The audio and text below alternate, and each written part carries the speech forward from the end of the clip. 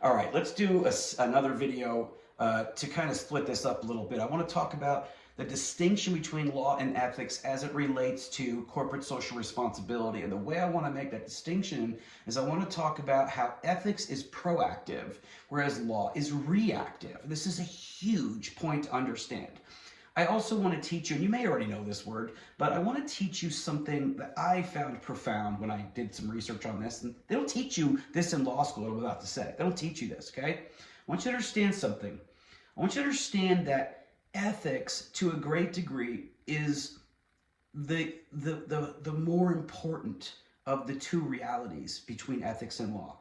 Ethics is more important. Why? Because ethics is proactive, whereas law is reactive. And I'm going to kind of get to this at the end of the video. Stay with me, okay? Because I want you to learn this. I want you to understand that law can only compensate fungible harms, okay? Law can only compensate fungible harms. What does it mean, a fungible harm? A fungible harm means that, well, what does fungible mean? What does the word fungible mean? It's very important to understand that. Fungible means replaceable. Something is replaceable, like, I don't know, somebody hits the back of your car, it's replaceable, they can fix it. They can get a new bumper, they can paint it, make it all, it's all better. Somebody steals your computer, the computer itself is fungible. Now, the information on the computer is non-fungible because you can't just replace it, which is why you gotta have a backup, right? Which, let's continue segueing, fungible to non-fungible. Well, what would be non-fungible, not replaceable? My arm, my eye, you know, your arm, your eye, someone's life. You can't replace that. In other words, no amount of money can replace what was lost if it's not fungible. So the law can only compensate fungible harms, meaning the law, which basically is just compensation, monetary compensation. If there's a lawsuit, somebody hits the back of your car and you sue them, what do you get? You get money. For what? To fix the car. Okay, but if money can't replace what was lost, then the law can't compensate the harm. It can't compensate the loss. God forbid someone's kid gets killed in an industrial accident, they're dead. No amount of money can replace that kid. Somebody's arm or eye or something gets blown off in an industrial accident, there's no amount of money that can replace that limb or that eye. Now, maybe in the future, but not right now. But there's always going to be some things like life that is not replaceable. It's not fungible, and therefore no amount of money can replace it. Therefore, the law is completely inadequate to address the problem. So what does that mean? Well, it means that ethics is the superior concept. Why? Because ethics is proactive. Ethics seeks to avoid harm before it ever happens. Okay?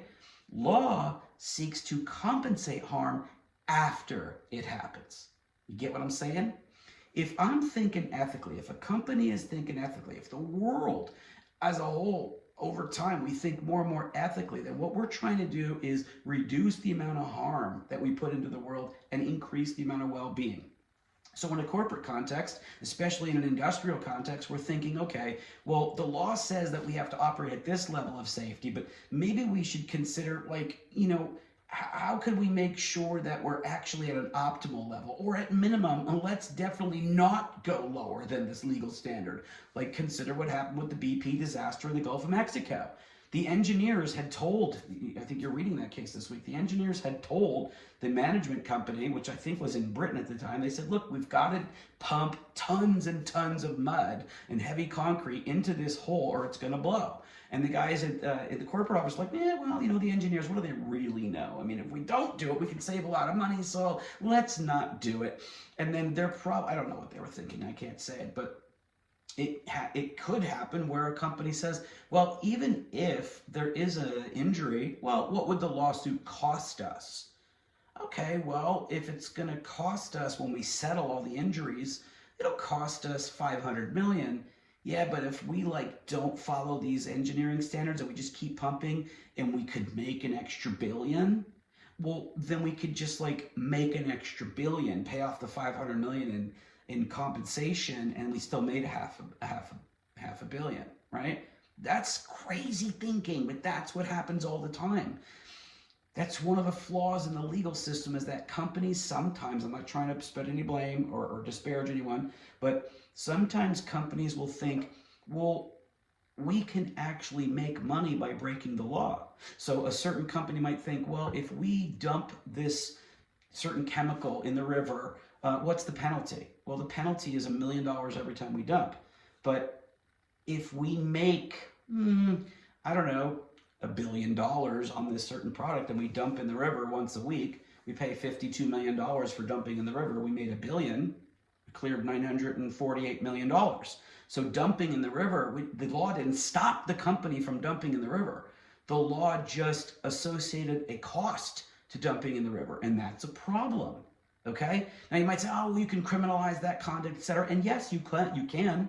But then it gets to, well, notions of fairness. Like, well, what if the person dumping, yeah, maybe they should be prosecuted, but what about people up in the chain? But what about people that didn't really know about that? What if, how can you prove who was actually culpable, who was actually responsible? And that's why corporations in general don't get, there's no criminal penalty for the corporation as a whole, because you can't put the corporation in jail.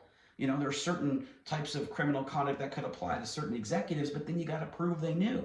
Unless there's like a strict liability statute like Sarbanes-Oxley, where it's like, look, if it happens, you're screwed. Okay, and I get all that, but the point is, it gets sticky. How do we associate blame fairly and properly to the people that are responsible? So there's a lot of areas where criminal liability doesn't attach to a corporation, and therefore it's just a monetary fine. It's just money. And so the corporation just pays the money and goes on breaking the law. Cost of doing business, that's a big problem.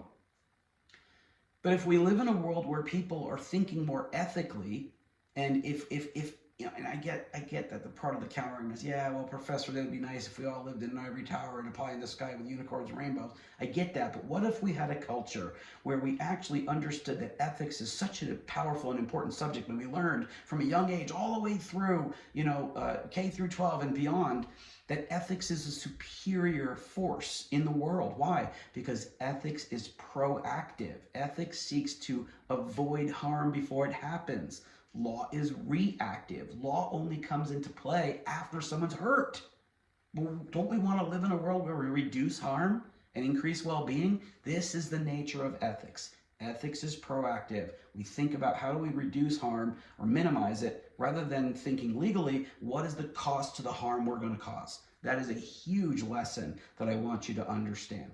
I hope this made sense, and I hope you understand the idea that law can only compensate fungible harms. It can only compensate something that's replaceable.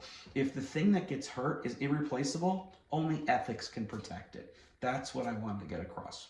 All right, see you in the next one.